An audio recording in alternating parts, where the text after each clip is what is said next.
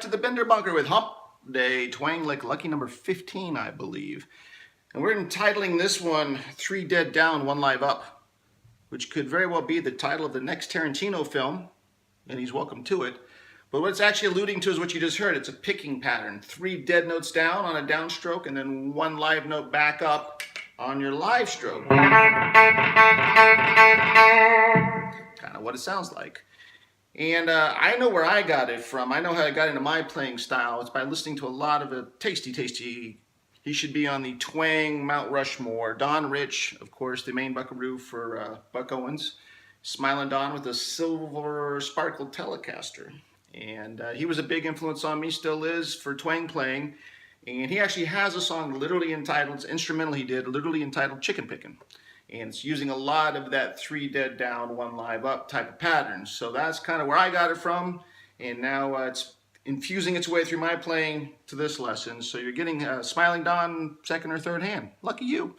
So anyway, I'll go ahead and play it one time. And you can see if you want in. Here we go.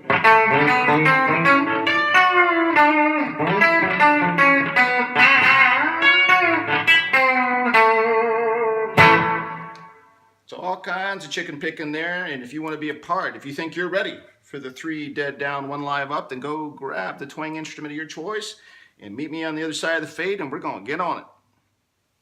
All right, I see you've decided to sign on for the 3 dead down, 1 live up lesson. So let's get right to it. Let's just go ahead and tackle the bulk of the lesson. Now, if I don't do the chicken picking part with my pick, this is what it sounds like without it. I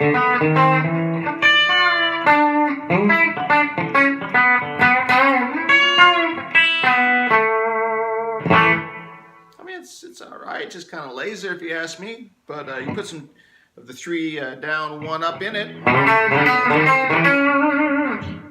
Makes a world of difference and takes us to the Pollo land, El Pollo guitar chicken land. So I've turned the slap back off for the first time. I like it because it gives a little more resonance to the tiny speaker microphone, but I think for the picking we're going to need that off.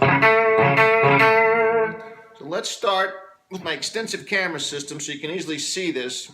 So again, like I mentioned, you're deadening the strings for the downstroke of 3, 1, 2, 3. And then when you come back up on that last string, whatever string you're starting your triplet on, there's a live note there waiting for you.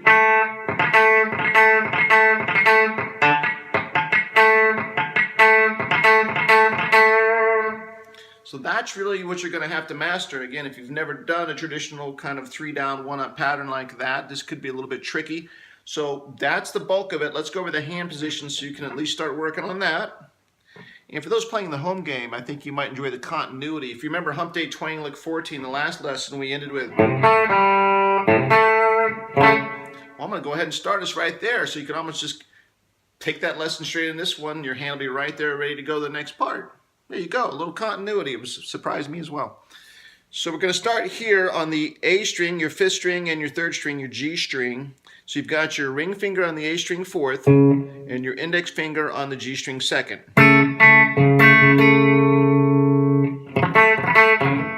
So again, I'm starting that 3 down dead on the A string. So it's 5, 4, 3 on the strings going down, and I'm coming back on the 3rd string with that G string on the 2nd. Of course, I'm doing that because before I fret my ring finger on the 4th, it's just laying there across the strings.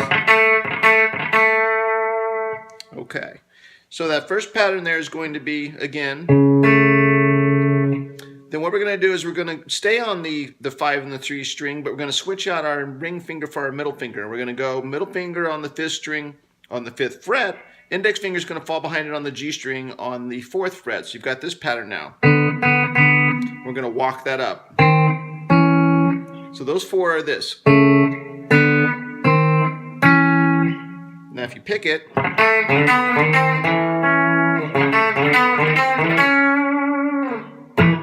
okay, so that's the first section. And what we're walking up to get to the next part is this.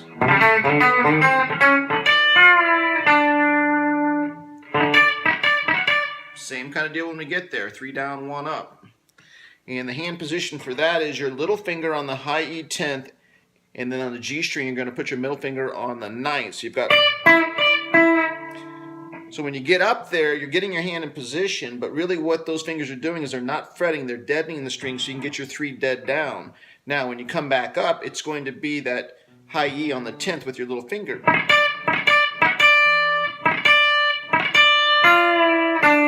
And then you're going to the 9th with your middle finger, which is already pre-bent, so it's... And then you end down on the G string with your index finger on the 7th. So all together, that little section is...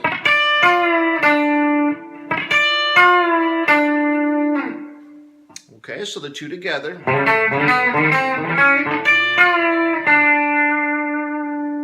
Now, we're going to go back to our 5th and 3rd string, your A and your G string. We're going to work our way back down the neck. So the pattern is going to be very similar to what we started with. This time you're going to put your ring finger on the 5th string on the 11th fret. And then your index finger is going on the G string on the 9th. So you've got the 11 and the 9. And you're going to take that shape and you're going to walk it down just 2. And then much like we did at the beginning, we're going to switch shapes now. So now we're going to switch over to our middle finger on the 5th string, your A string on the 7th.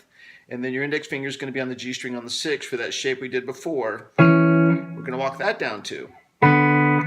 So the 4 right there, the four positions. Switch shapes. Then, of course, when you get here, now you're starting, wherever your bass note is pretty much... So again, like the beginning, you are going on your 5th string, your A string, and then you're deadening up to the G, and then catching that note on the 9th.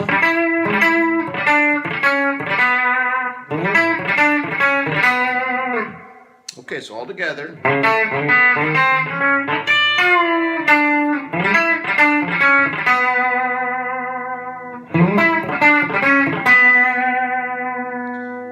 And so here we are, we're on our G string on the 4th fret with our index finger. We need to trade that index finger in for the middle finger because we're getting ready to do some bending and we need some more torque. So when we get there, you're going to have it ringing. You're going to switch it over to your middle finger. Because the next thing you're going to do is you're going to hit the top 3 strings, starting with the G string on that 4th with your middle finger now. We're going to hit it twice. We're going to down pick it twice. And as we down pick it, we're going to bend it each of those 2 times. It's going to sound like this. So we're going to hit it twice, bend it twice, and then let that down on the G string. So this is one of the sections that we're not doing the 3 dead and 1 up.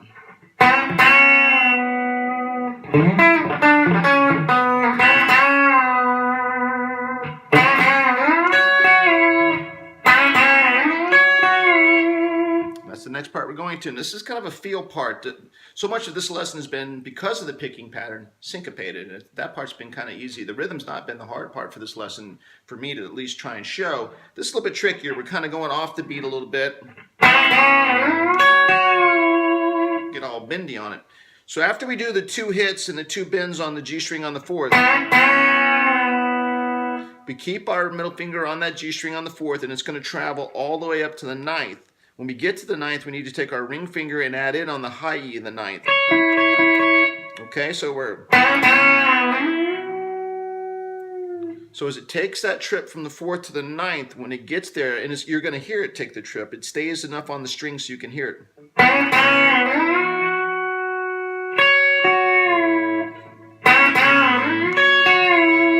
That's what we're trying to do. So we're comes up, goes up a full step, holds it there for a second, grabs that high E on the 9th, and it comes back and picks the G again, letting it down.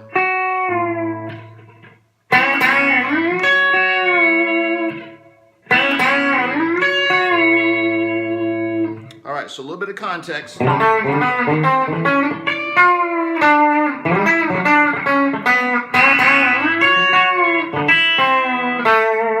That's the final part.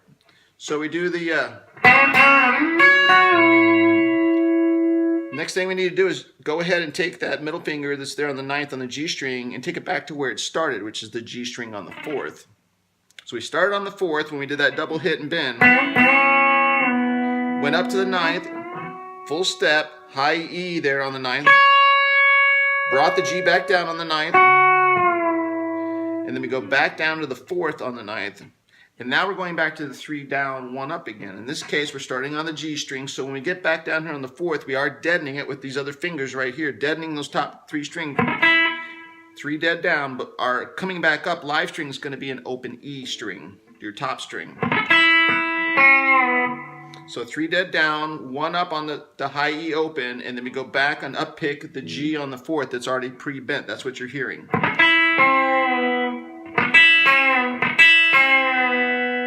So from the double bend,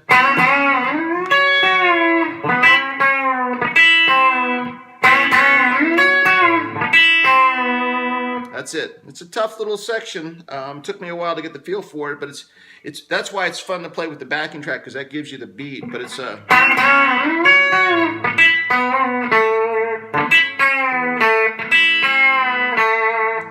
this part's this last part where I do the 3 dead and then the high E back to the bent 4th on the G. And by the way, I resolve, you guess it, there on the G string on the 2nd with my index. Sometimes I catch the high E on that back up and let it ring. Sometimes it deadens out. It works either way though, as long as you get that G string for those final 2 notes.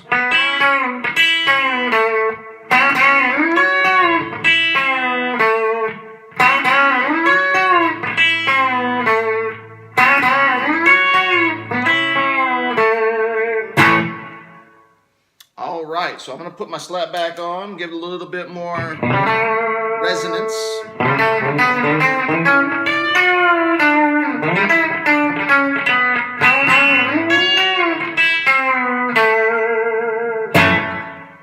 So there you have it. That is the chicken picking 3 down, dead, 1 live up lesson. Again, very inspired by the playing of Don Rich. I do recommend, again, I'm putting a link to the Don Rich song Chicken Picking in my comment section for this video. I encourage you to check it out if you've never heard it before. That's kind of the origin for me and how it got into my playing, and hopefully you can do the same for you. Here's the thing about what we just learned there with the 3 down, 1 up, chicken picking, whatever you want to call it. You know, obviously you're interested in twang playing, or you probably wouldn't have selected this video that actually has the word twang in the title. And because of that, I've got to say, you know, out of all the different styles you need in your arsenal as a twang player, you got to have this one, or a version of it. You know, this is one version of it. So if you're new to it, definitely take your time and work on that. I've also found once you get comfortable with it, you can slide into the positions and give it a little bit even slinkier sound. Okay, so good luck with that one. I know there's a lot there, but I think it's going to be worth the journey if you're not already comfortable with that 3 down, 1 up. So I'm going to go ahead and hit the backing track, play it in context, give us a little bit more rhythm for especially some of those feel parts, and then we'll catch you next week. If you liked any part of this video, got anything out of it, go ahead and hit the like button and share it with any other twang buddies that might want to do a little chicken picking as well. And then, you know, our motto never changes around here in the Bender Bunker. It's never too late to go on a bender. I'm going to hit this backing track and probably go on one myself right now after this chicken picking extravaganza. I will see you next week. Enjoy your week.